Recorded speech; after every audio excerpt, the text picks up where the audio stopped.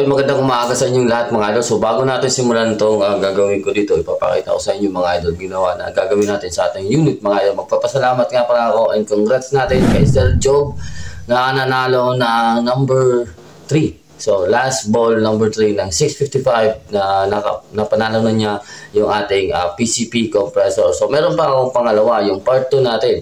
So marami pa rin talagang iba na hindi alam kung paano i-click o paano sumali. So, linagay ko na or hindi nila pinanood yung buong video mga idol paano sila makakapasok dun sa group chat na pwede silang makasali dun sa ating PCP compressor raffle draw. So, anyways mga idol, up to now, ngayon mga idol is 7:19. So, meron po tayong 19 slots o 18 slots na lang po doon sa raffle. So, mabilis lang talaga sila mga idol. So, hopefully ma-draw na natin yan by Saturday or sa Monday.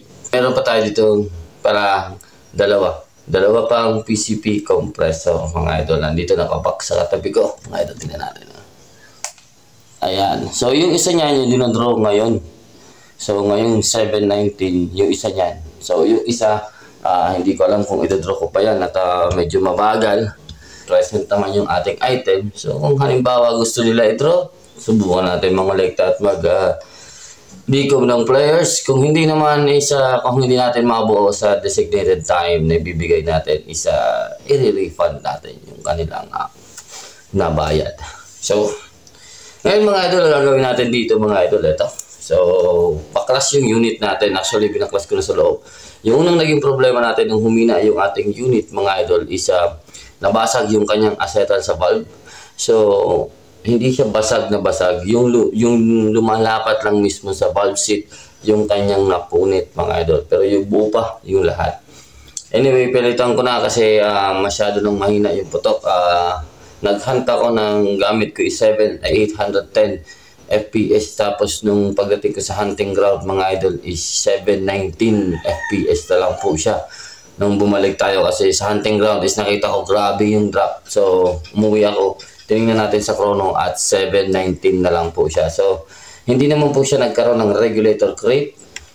Yun lang po yung kanyang nakita kong dahilan. Parang ang bagal niyang pumasok. Pero, ganun pa man mga idol na ayos na natin yan. Ngayon mga idol is aayusin natin itong ito yung transfer port mga idol. Yan. So, papalitan natin to. Saglit lang. Papalitan natin to. Nito mga idol na acetal. Ginawa natin yan. So hopefully sakto to dito mga idol. Ito yung butas nito mga idol is 4.3. Ito yung dati. So gumawa tayo ng bago. Yan 4.5 na po yan. Pero same diameter. Ito kasi 6 mm na to sa loob. Kaso pag sinalpakan natin nitong brass, maliit na yung loob, yung butas niya, kaya ganon. Subukan natin palitan ito at hopefully mga idol wala na siyang backfire. Yun ang nangyayari sa kanya mga idol pag pumuputok tayo is lumalabas dito. Sa gilid. Dito sa gilid. Gumaganyan yung hangin niya. So na-cover na natin yung ating backfire dito sa pellet pusher. Ito yung ginawa natin yan. So single o-ring lang tayo pero linagyan ko to ng acetal mga idol yan. No?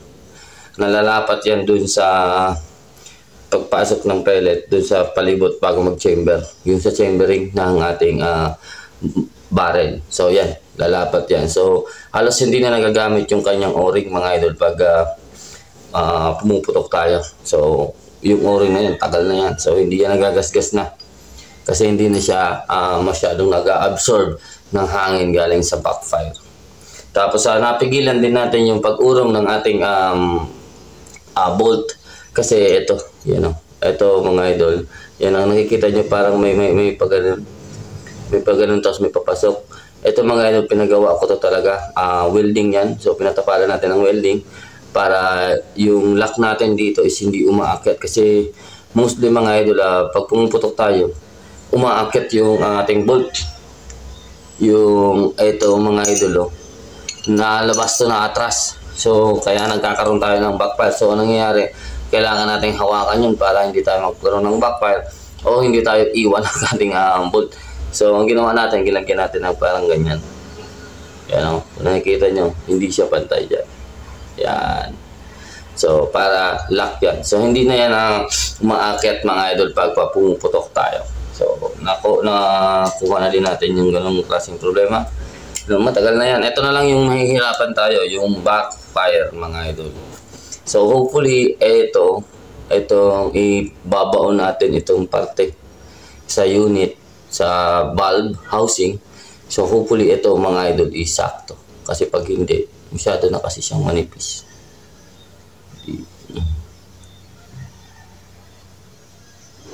Manipis na to mga idol. So, sukatin natin yung kapal nito. 1.1 mm na. So, hindi ko alam kung kaya, dapat maibaon natin to lahat. Kasi pag hindi natin to naibaon lahat, baka mapupunit lang to sa power mga idol. So, hindi yata kayanin. So, ang nangyari, babaon natin to. Kaya meron ako dito. Itong sa taas mga idol, itong taas makapal to. Sadya talagang makapal yan mga idol. So, 1.5 mm. Itong sa taas mga idol kasi dito yan.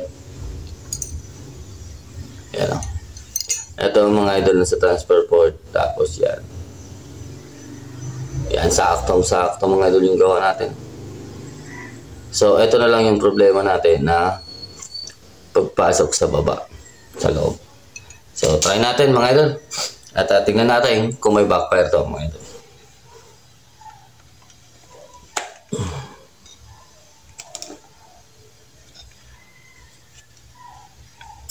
Dito mga idol, sinubukan kong ipasok itong ginawa nating acetal. Kaso parang medyo maluwag at mahaba.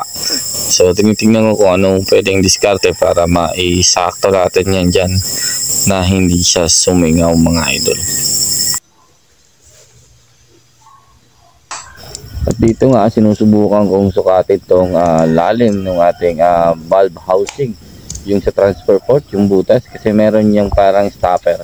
So, sinukat natin para hindi tayo magkamali sa pwede nating iputol dun sa ating acetal na ginawa. So, and subukan natin ng cutter. So, ito lang yung pinumputol ko ng acetal mga idol.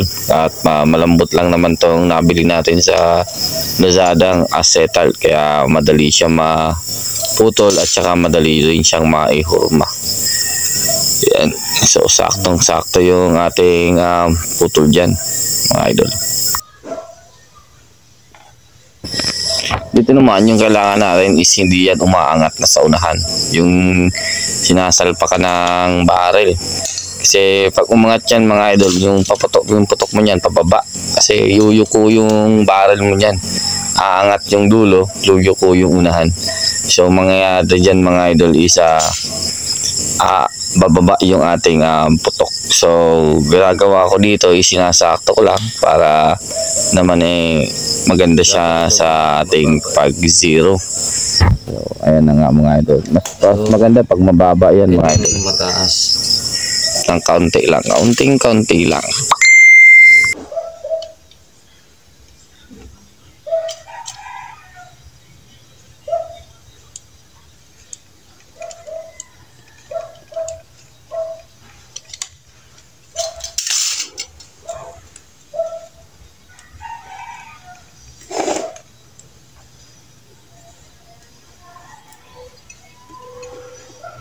Ayan.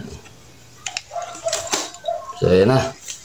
So, ang gagawin natin dito mga idol, isa dahil madulas ito masyado, lalagyan natin ito ng o-ring. Manipis lang na o-ring.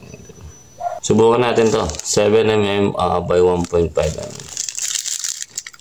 Pero yung nagawa ko acetal mga idol, ito parang malambot to dito.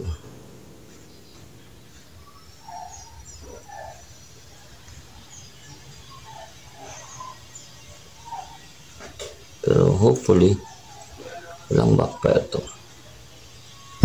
Isang diskarte ko dito para linagyan ko ng o-ring kasi para may counting tulak siya dun sa ating parang receiver, yung sa may bolt natin, para dumiin siya talaga ng lalo dun pag hinigpatan natin yung screw at hindi talaga lalabas yung hangin mga idol.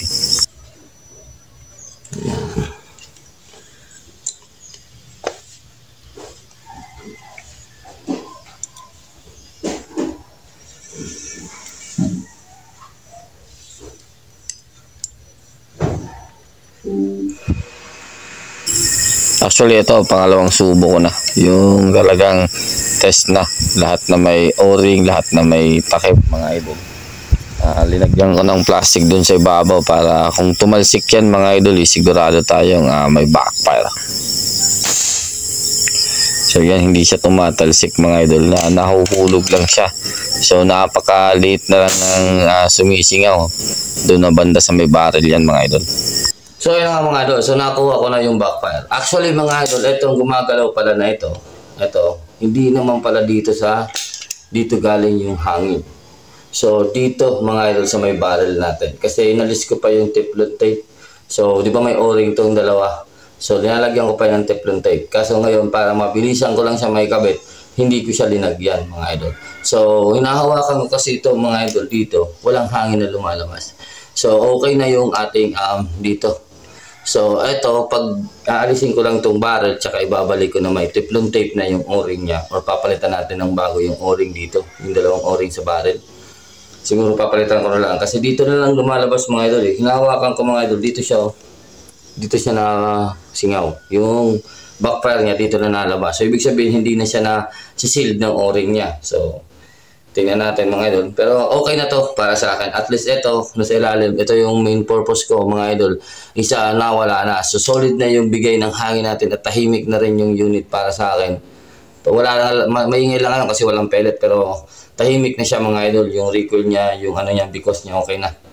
So okay na din yung putok niya, mga idol, is tumatakbo na to ng 800. So counting adjustment na lang, o dagdagan natin yung hammer spring natin para, or pressure natin para maabot natin yung 830 FPS. 827, 825 hanggang 830, mga idol. Kung lumagpas tayo, mga 832. Kasi 832, mga idol, yan ang mga area, or dito sa unit ko, mga idol, yan ang range na maganda siya sa long range, mga idol, or may power. May naking power pa rin siya kahit malalayo na. Kasi yung event natin sa ngayong 28, mga idol, is long range. So may 109 daw, 109 meters, mga idol. So hopefully maabot natin yun at kaya natin doon makita yung impact. Kasi sa 780 FPS, mga idol, kaya natin yung abutin. Yung problema, yung impact natin tsaka yung wind drift. Kasi masyado nang malakas yung wind drift sa 780. Sa ganong kalayong distance. Pero kung aabutin natin, mas maganda sana yung accuracy natin sa 780. So subukan natin yung 830 at tignan natin kung kaya natin. Pag hindi natin kaya abutin yun, mga idol, or kaya naman natin abutin pero hindi ko kaya matono ng maganda, mga idol, is bababa ako ng 813. So yung 830 naman, nung nakita nyo na experience natin 125 yards, mga idol, is bumibira yan. So doon ulit natin hahanapin yung ating tone, yung ating accuracy. Tapos pag nakuha natin, yun ang gagamitin natin. So meron tayong dalawang pagpipilian. So 813 and 827 FPS, mga idol. So yung because nito, mga idol, na try ko is nagpalo na naman siya ng 870. So bababaan ko lang talaga. Kasi hindi siya appropriate sa 870, mga idol. Hindi ko gusto yung 870 niya, nagre-recoil na yung unit. So, pag precise yung gusto mong patama, ayaw mo nang gumagalaw yung inyong unit, mga idol. Sige, mga idol. At maraming salamat sa inyong panonood. Sa mananalo ngayong second batch or part 2 ng paraffle natin is thank you and shout out po and congratulations po sa inyo, mga idol. Thank you. Hanggang dito lang. Take care. God bless. Peace out. Simple lang. Simpleng talikot lang.